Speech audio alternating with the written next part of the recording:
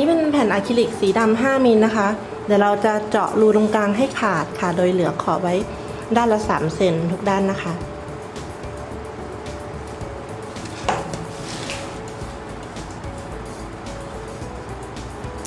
นางกำลังยึดชิ้นงานนะคะ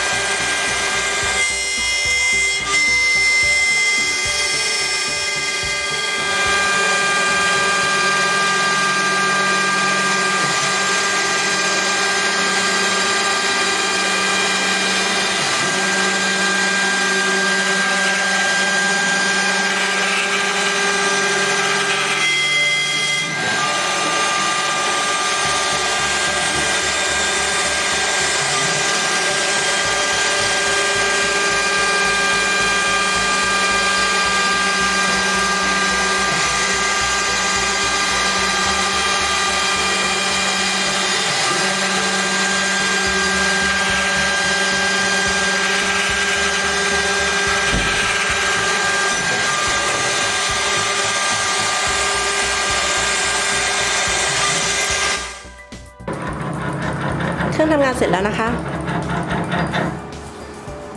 เอาไว้หลบให้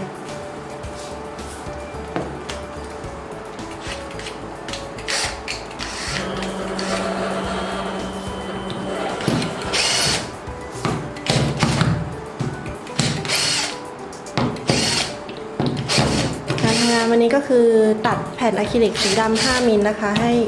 ห้เหลือแต่กรอบค่ะเจาะสี่เหลี่ยมด้านในออกนะคะ